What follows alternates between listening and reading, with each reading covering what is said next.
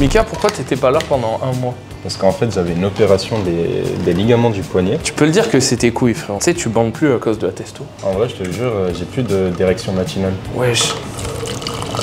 Mais en même temps, tu te lèves à 13h. Ouais, c'est vrai. Ouais. On m'endort et tout, et en fait, on se rend compte que la caméra pour m'opérer, elle marche pas. Du coup, il m'avait déjà ouvert.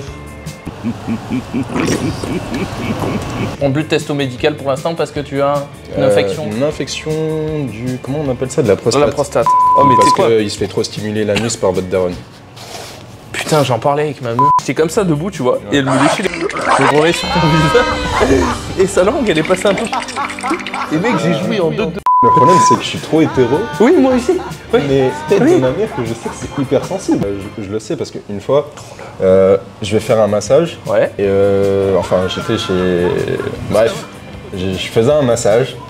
On va pas dire le... Voilà.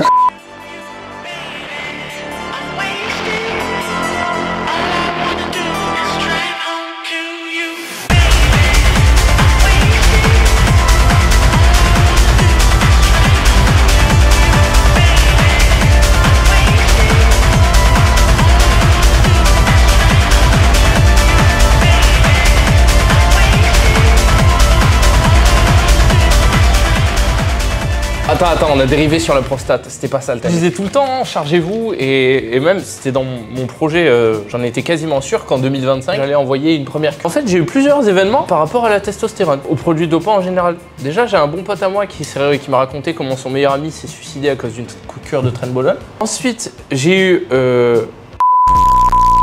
on le bipera, qui en fait s'est révélé être un gros fils de pute, parce que c'était déjà une merde avant de se mettre des aiguilles dans le cul, il avait pas besoin de ça pour l'être, bref. Et je me suis dit, est-ce que ça vaut le coup de devenir comme ça pour être musclé? Bah, t'as envoyé une TRT, et t'es pas dans un état de manque. Non, c'était full médical en plus. Voilà. Sinon, ouais, et je me suis remis en cause, je me suis dit, ah peut-être que tu as des facteurs à risque, donc déjà...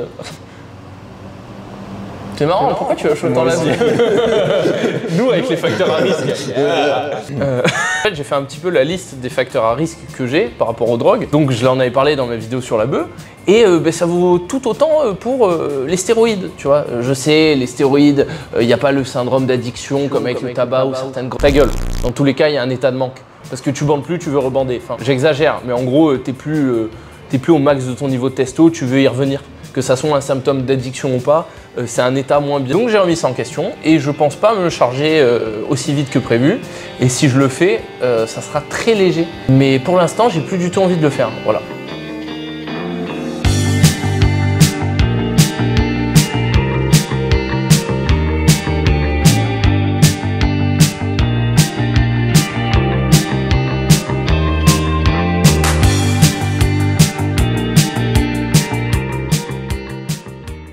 Avec faible dose, j'ai eu une infection de la prostate, donc ça me chauffe un peu moins. M'excitait vraiment, j'avais vraiment beaucoup de gains et je parle pas de l'excitation que j'avais le matin ou à 2h du matin, rien à voir. Mais là où, genre, quand t'as une infection au niveau de la prostate et qu'on te dit que ça a forcément un lien avec ça alors que c'est full médical et que c'est contrôlé.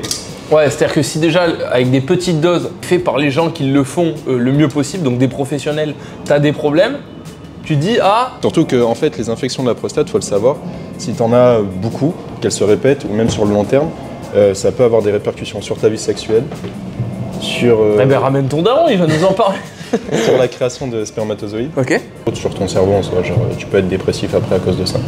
Ouais, mais si tu crées plus de spermatozoïdes, plus besoin de mettre des capotes. Enfin, on était sérieux, c'était bien, j'ai dérapé. Non, mais vraiment, genre en gros, le médecin il m'a clairement dit que si ça se répétait, ça pouvait avoir des gros impacts sur la vie sexuelle. Et donc je me dis qu'en réalité, pas forcément se doper maintenant quoi. Ok. Donc toi aussi tu t'es pris un petit... un petit rappel un de petit coup d'arrêt, ouais.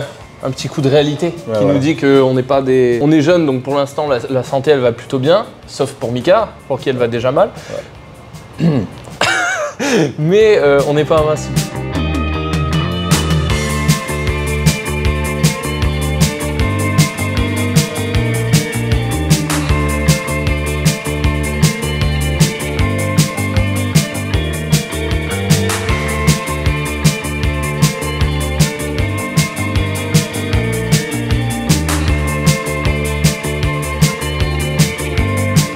Une fois, on a parlé un petit peu de la science, les sciences based, encore une fois. Est-ce que il vaut mieux être 100% basé sur la science ou est-ce qu'il vaut mieux se baser sur un peu de terrain? Moi, je dirais qu'il faut faire middle. Moi, je dirais qu'il faut faire middle et je dirais que tout le monde essaye de faire science en ce moment. Donc, faudrait remettre un peu de terrain. Par exemple, si, je sais pas, t'arrives pas à ressentir ton OPEC, tu vas lire pas forcément des études, parce qu'en vrai, personne va lire des études, sauf les mecs qui font des TikTok pour dire qu'ils lisent des études. Tu vas voir une vidéo d'un de ces mecs qui va t'expliquer comment mieux faire le OPEC, peut-être, et tu vas mieux le ressentir. Des bienfaits de la science dans la muscu. On dit pas qu'il faut faire 100% débile ressenti, tu vois. En ce moment, il y en a trop. Il y a trop de mecs qui justifient la moindre connerie et leur méthode d'entraînement par... c'est écrit dans tel papier, tu vois. Il y a beaucoup de trucs qui ont été bannis par des vérités scientifiques, je mets des grosses guillemets, d'un certain moment, qui reviennent maintenant. Le développé claviculaire, le tirage nuque et les développés nuque, tout le monde a dit il faut les bannir, il faut jamais les faire. Certes, c'est des exercices à gros facteurs de risque, mais il y a certaines morphologies, dans certaines amplitudes, où il vaut mieux faire un développé nuque qu'un développé militaire. Par exemple, moi, sur tous les types de développé militaire, je sentirai jamais mes épaules. C'est pour ça que maintenant, je fais du développé nuque en petite amplitude pour pas me blesser. Parce que j'ai des bras longs, un gros point fort pec et des clavicules larges. Ouais, c'est vrai que je pense qu'en réalité, il faut vraiment adapter... Ouais, ça c'est aussi, c'est important. Voilà.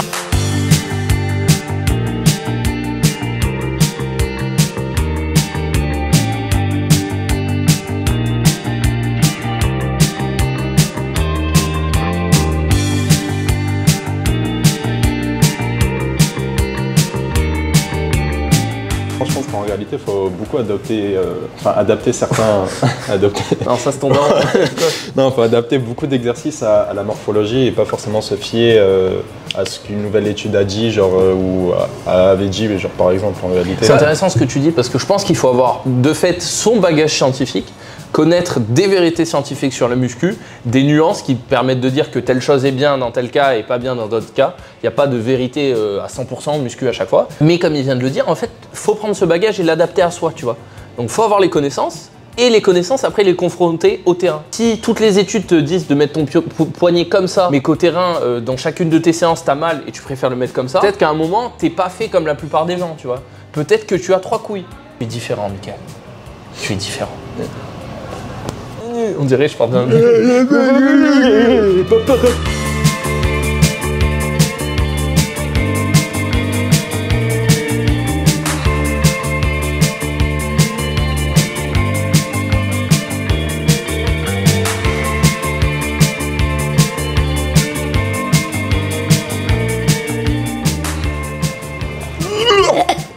On vous dit, mettez des bandes de tirage tout le temps, ça fera mieux le dos, c'est vrai.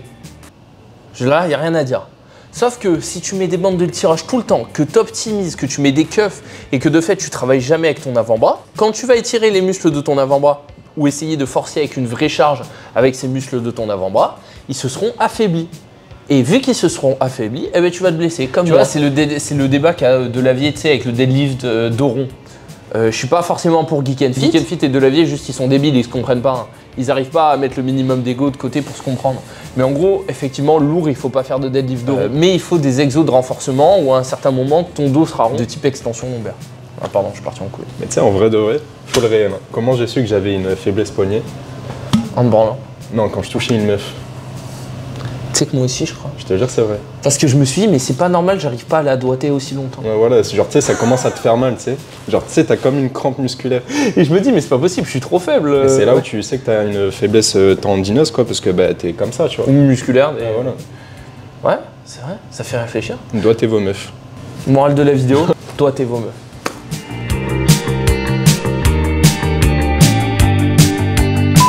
Vidéo sur ma consommation de drogue passée de bœuf.